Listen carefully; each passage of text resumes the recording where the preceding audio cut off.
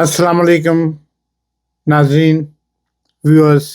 आप देख रहे हैं मतलूब एज ऑफिशियल और हम आपके सामने तजज़िये, तबसरे, इंफॉर्मेशन, मालूमात और न्यूज़ लेकर पेश होते हैं।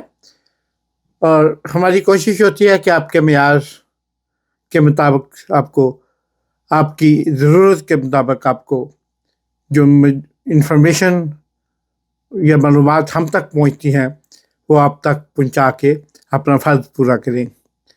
और यकीनन आप भी इसे आगे शेयर करके आप इसको फ़र्ज़ नहीं मगर आप इसको एक अच्छा कदम ज़रूर उठा सकते हैं।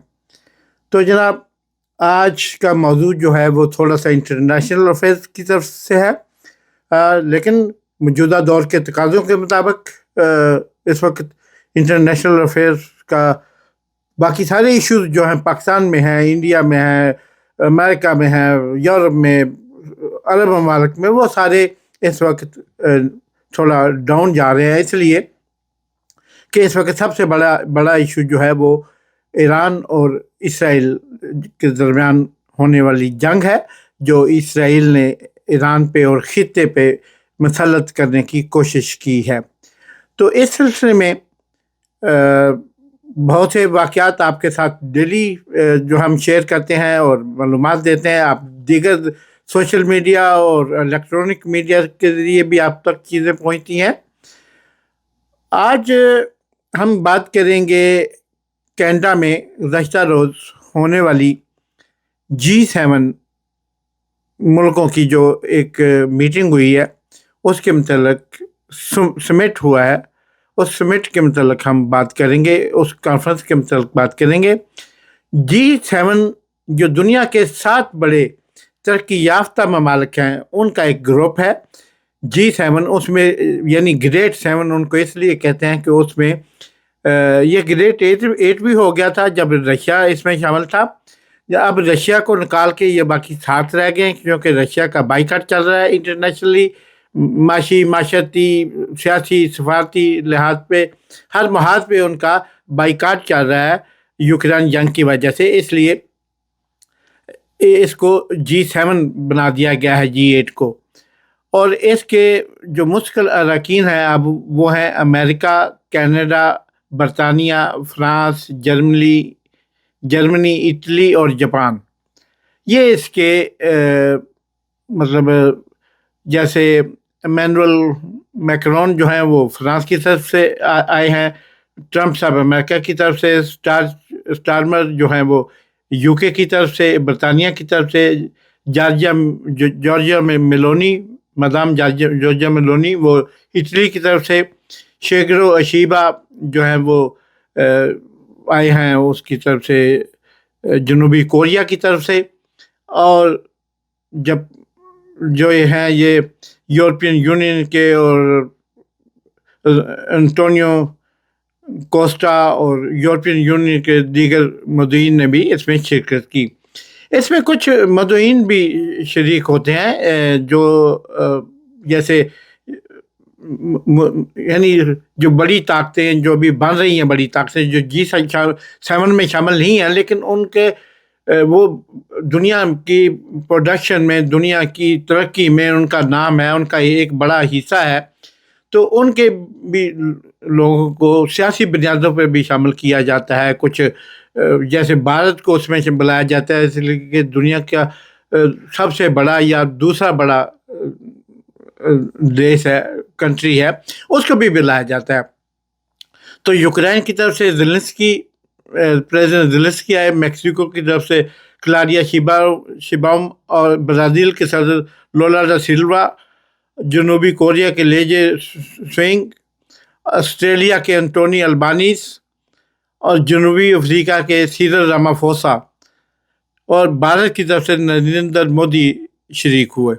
ये मदईन थे, ये उसके फुल मेंबर नहीं है G7 के, लेकिन ये इज़्ज़त वक़ार के साथ इनको मदऊ किया जाता है, क्योंकि ये बड़ी इंडस्ट्री है, बड़े ग्रुप हैं, इनका भी बड़ा नाम है दुनिया की तरक्की में, दुनिया की मैशत में इनका एक बड़ा किरदार है, बड़ा हिस्सा है।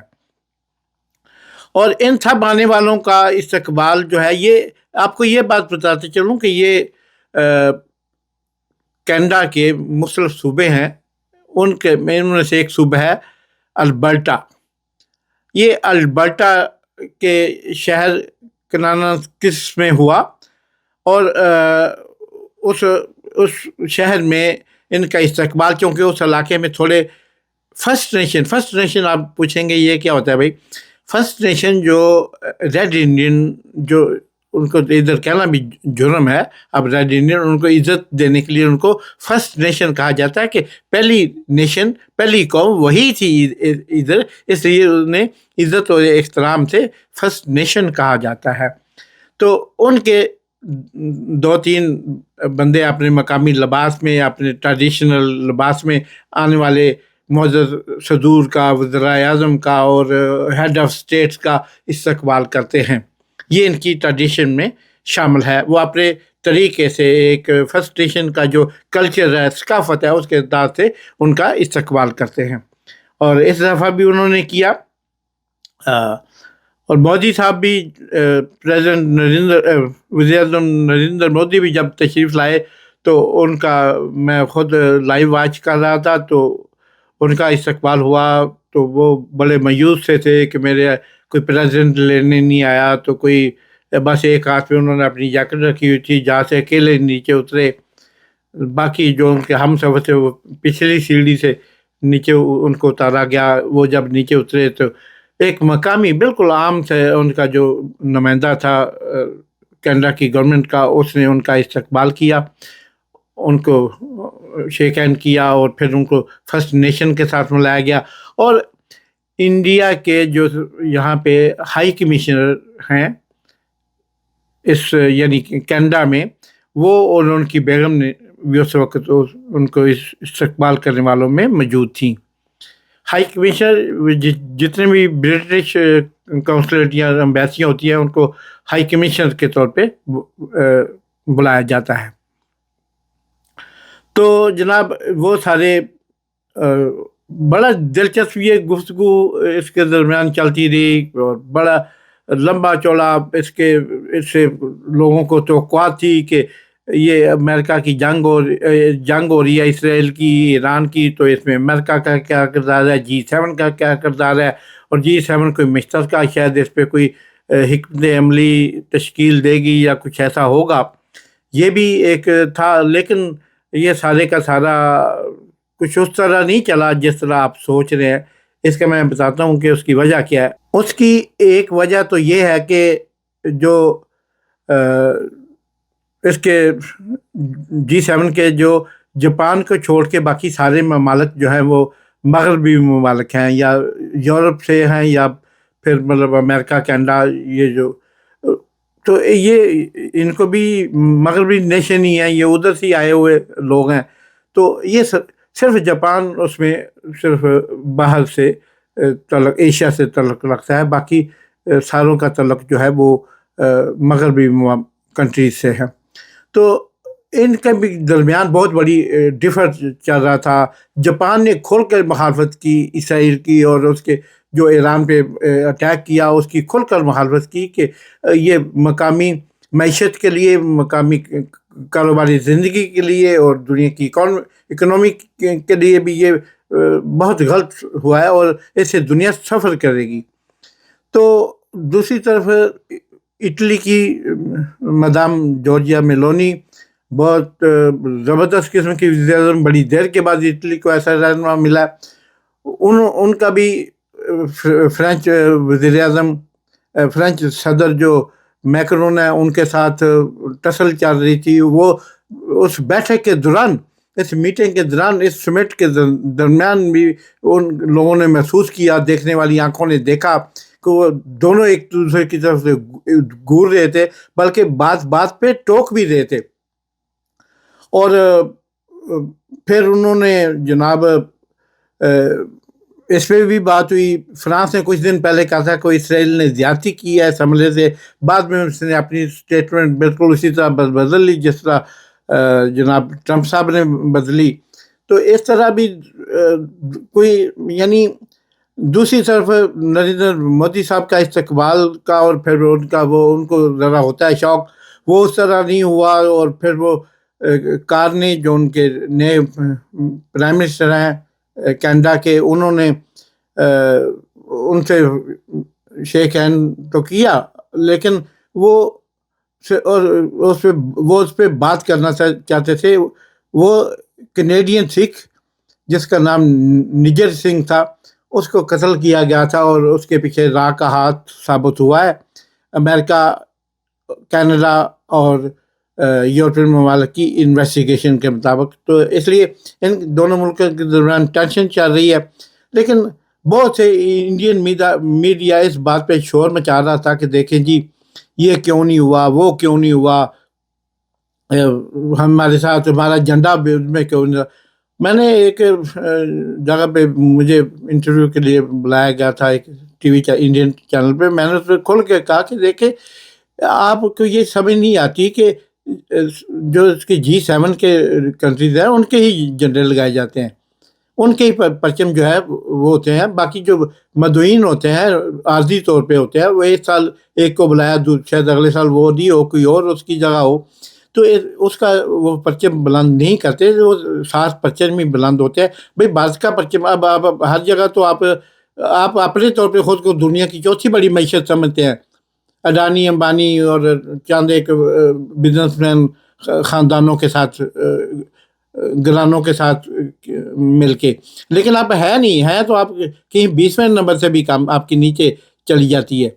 तो आपको ये इस्तेकाक नहीं है, ये इसका फैसला इंटरनेशनल कम्युनिटी ने करना है, आलमी बरादरी ने करना है कि आपको किस तनाज़र में देखा जाए, आपको कौन से पैमाने के साथ देखा जाए और किस कैटेगरी में आपको फिट करना है, किस कैटेगरी में बिठाना है, ये सब उन्होंने देखना है। इस मसले और दीगर मसाइल पर भी G7 में इस वक्त खासी फूट पड़ी हुई नज़र आई। हर शख्स ने महसूस किया, स्पेशली एनालिस्ट जो थे एनालाइज कर रहे थे, जो पॉलिटिकल एनालाइज कर रहे थे, जो इसको अस्करी तौर पे और इकोनॉमिकली इसको कर रहे थे, सब ने ये फील किया।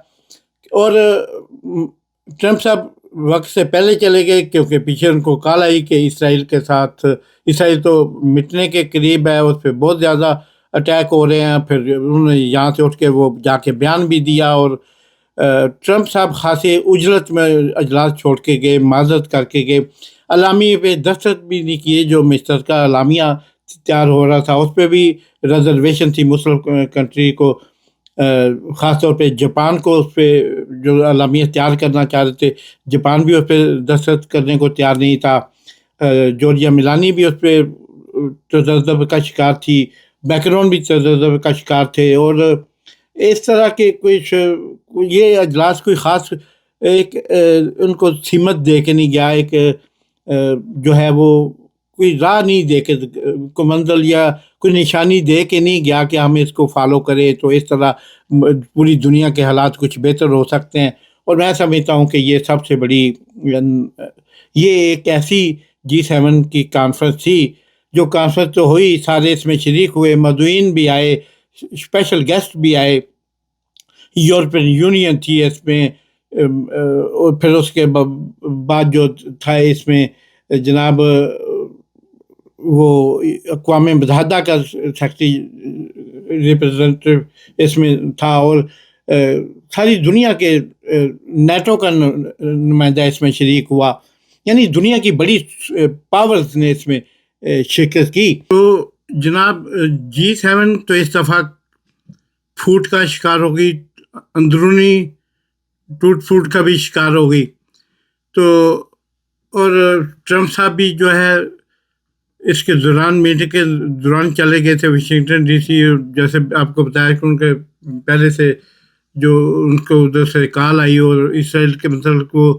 और लेकिन इस दरमियान सबसे बेहतर जो काम हुआ वो ये हुआ कि मुस्लिम ममालिक की तरफ से भी एक अलामिया जारी किया गया है, जिसको पाकिस्तान, सऊदी अरब, कतर, मिस्र, उर्दन, अलजायर, बहरीन और OIC के बयानिए की तस्दीक की है कि जो है इसराइल की जारहियत जो उसने की है ईरान के ख़िलाफ़, उसका सख्त मज़म्मत की जाए और इसको हर लिहाज से اس کو ترکی نے بھی بہت زبردست سٹینڈ لیا ہے اس پہ، اور اب ترکی تو آمنے سامنے آ گیا ایک طرح سے اس کی فوجوں کے، اور دیکھیں اب آگے کے کیا حالات ہوتے ہیں کہ کیا کیسے چلتا ہے۔ لیکن ایک بات طے ہے کہ جو اس ساری کانفرنس کے درمیان جو ایک میٹنگ ہوئی ہے، جو یہ سمٹ ہوا ہے، اس کے مودی صاحب انتہائی مایوس حالت میں، نہ کوئی انٹرویو، نہ کوئی بات، نہ کوئی میڈیا سے ٹاک، نہ وہ پہلے جہاں جاتے تھے جپیاں تھے، پپیاں تھے، اور یہ وہ سارا کچھ شروع ہو جاتا تھا۔ اب مودی صاحب انتہائی تنہائی کا شکار جو ہے وہ ادھر ہے۔ ہمیں اس سے خوشی نہیں ہوئی کہ یہ ہمارا میٹر نہیں ہے، اور ہمیں اس سے کوئی وہ کسی کو جپیاں چمیاں کرے تو ہمیں کوئی جیلسی نہیں ہے اس سے۔ لیکن ایک یہ ہے کہ ایک بڑا ملک ہے، 140 کروڑ کی پاپولیشن ہے، مطلب 1400 ملین کی پاپولیشن والے ملک کے ساتھ اس طرح سلوک کریں یہ یورپین کنٹری، یہ مغربی ممالک، اور پھر ان کو بھی نظر آتا ہے نا، جو اپنے کسی ایک ہمسائے کے دوران کے ساتھ، یعنی انڈیا کے تعلقات آپ دیکھیں، اس کے بارڈر کیسے لگتے ہیں، پاکستان کے ساتھ اس کے تعلقات صحیح ہیں، چین کے ساتھ اس کے تعلقات صحیح نہیں ہے، اب ایران کے ساتھ بھی اس کے تعلقات صحیح نہیں ہے، اب سری لنکا کے ساتھ اس کے تعلقات صحیح نہیں ہے، بنگلہ دیش کے ساتھ اس کے تعلقات صحیح نہیں ہے، اب افغانستان سے بھی بستر گول کر دیا آ کے چائنا نے۔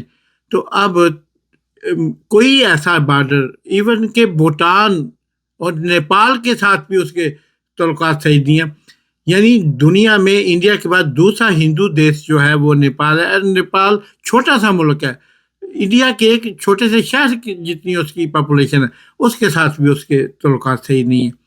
تو اس طرح انڈیا کو بھی، انڈین ڈپلومیسی کو، انڈین عوام کو، انڈین کو یہ سوچنا ہوگا کہ ہم جو بندہ بین الاقوامی سطح پہ، بین الاقوامی فورم پہ ہم ملک کو ریپرزینٹیو کے طور پہ ریپرزینٹ کرنے کے لیے بھیج رہے ہیں، اس کی کیٹیگری کیا ہے، اس کی کریڈیبلٹی کیا ہے، وہ ہمارے ملک کو کتنا فائدہ یا نقصان دے سکتا ہے۔ خیر یہ ان کا کام ہے، وہ سوچیں، لیکن اتنی سبکی پہلے کبھی نہیں دیکھی تھی۔